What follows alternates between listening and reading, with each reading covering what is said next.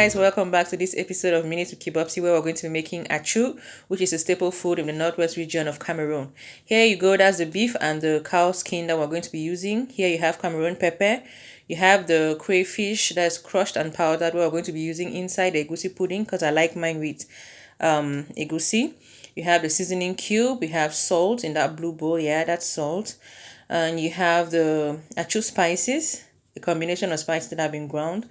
You have limestone, you have country onion, palm oil, cocoyams, yeah. And yeah, so this is the process of making the EGusi pudding. We put the crayfish in there in the EGusi. We put some cubes. I just used a cube and a half, as you can see me doing. So going in there with that, we are going to also add some water. Okay, here we have general spices. As you can see, it's bell pepper, white pepper, cloves, onions that have been put together. We're going in with the salt. All right, all of this we're going to mix them together. Yeah, you put salt to taste. I just did 3 pinches of salt, as you can see there. So just 3 pinches, because I already went in with the cube. I put some water already, and yeah, you mix it until you have this paste. Is it thick enough? That's what we're trying to find out. Is it thick enough, or do we have to add some water? Yeah, I added some water. I really needed it to be, good enough. The texture that's going to make it perfect. Not too strong, not too soft. Okay. So, seeing that it wasn't all right, I had to add this water you're seeing. I just added a little quantity of water. Yeah, that's enough. So, we're going to mix again, as you can see. Yes. Some people eat achu with vegetables at the sides, and EGusi pudding, and garden eggs, boiled or baked. But here we didn't have the right vegetables that could have been perfect, so I just went in with EGusi. So it's already been mixed and everything is perfect, seasoning on point. So we are just putting in foil papers. Back in Cameroon, we use the plantain leaves, but we don't have plantain leaves here, so we're going with foil paper. You just put it in there nice and clean. You wrap it up. So this acts like an airtight, something airtight, so it gets cooked perfectly with no water from anywhere getting in there. Yeah, we wrap it up, and yeah, it's tight. So basically that's what we're going to do for both of them. So you see here in the first one, I didn't put oil. I didn't drop oil in there. But in this second one, I really thought I should put a little bit of oil just to see what difference it makes. If there's going to be a difference after it gets cooked or not. I don't know if people put oil in it or not. I know some people don't. Some people do. So let's see if there's going to be a difference at the end. So I just mix it up nice and perfect. And we go in again. So I just had 2 bundles of this. The first and the second one. So yeah, that's the process. We are definitely going to put it in a pot and drop little bits of water in that pot, and making sure that the water doesn't get into the aluminum foil so it doesn't disrupt the cooking process of the EGusi. And while that's going on, this is already the meat and the cow skin that you saw earlier. This is it in the pot. We're boiling that. Okay, it's already been seasoned just with salt, maggi, and a little bit of country onion just to taste. And in this side, you can see it's the cocoyams. It's just a small quantity. Yeah. Now the cocoyams is ready, and we're just going to peel it. And since we don't have a mortar, because originally we have to pound this in a mortar, use a pestle to grind it, but since we don't have one, we're just going to go in with a blender. So as you can see, that's what I'm doing. We're definitely going to let it cool first before we grind it, because if you grind it when it's hot, it could destroy your blender. So yeah, we peel, put in there, and that'll be nice when it gets cool. So we grind. And yeah, as you can see, I told you earlier, we put the EGusi in a pot. We drop just a little bit of water under the aluminum foil. As you can see, we're just wrapping it so it's like airtight. And I'll put a little bit of water under there. You close the pot, and we are good to go. Now here is the cocoyams we're grinding. So I had to do a lot of things at the same time. Thank God I had a helping hand. So we're doing a lot of things at the same time so we could finish faster. That's why you're seeing that we're just here and there. So that's the cocoyams in the blender. Don't worry about it being a little bit watery, okay? It's watery because we had to go in with wheat. We had to mix it up with wheat. because the cocoyams alone couldn't help us in the blender, because we don't normally, this is not how we grind it. It's definitely too thick for the blender, so we had to go in with a little bit of water so it gets really watery, and then we add some wheat at the end to make it a perfect achu for people who are just trying to improvise. You know, out of Cameroon, you just have to improvise. You're not eating the real deal, you're just improvising. All right, so here our our meat has been boiled, and what you see me doing is just the stock, the broth from the meat. I'm just straining it inside oil that has been warmed. You're not going to bleach the oil, okay? You just warm the oil, then you sieve the broth into the oil, okay? And what you see me doing is the limestone that has also been melted in warm water. I also sieve that. Some people don't sieve it, but I like to sieve it so that all the bigger particles and maybe the rock particles don't get into the soup. So that's what we're doing. We're just putting on a quantity that's enough, and you mix, okay?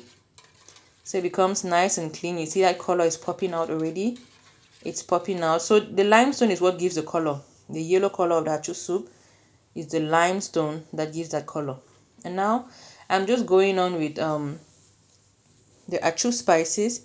As you can see, I don't do any measurements because we've been doing it for ages, guys. I don't need measurements to be able to know what quantity is enough, and that's why I'm not going to be telling you if it's a tablespoon or if it's 2 teaspoons or blah blah blah. I'm just going in with that. So you do it and you taste it and see if the taste is okay for you. If not okay for you, then you just go in with some more, and that'll be perfect. And that's the country onion. I don't know the name of this in English, guys, but this is country onion. We're just going, country onion is the best flavor you would ever want to have in your achu soup. Even in your ekwang, even in your beans. Some people put it in beans. Even in your corn chaff. All of these things are perfect with country onion. So we give it a nice mix.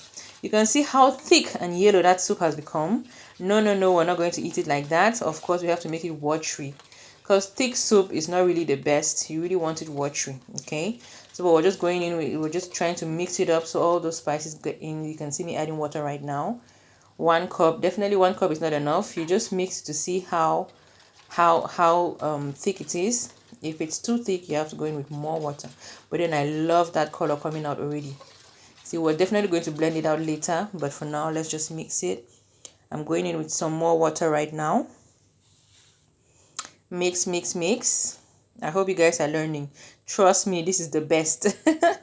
It may not be the best recipe for you or for anybody who knows how to do it in another way, but trust me, the taste was exactly how I wanted it to be. It was perfect. So I just tasted to see if the broth had too much salt in it. If not, then I go in with more seasoning, more spices, more salt, just to give it a perfect, good, and traditional taste. I had to go in with more spices because I felt like the first one I put was not enough. So mix again. Yes. I wasn't bothered about the mixing process because I had to put it in the blender anyway. But some people don't. Some people have to transfer it from one pot to the other, turn and turn.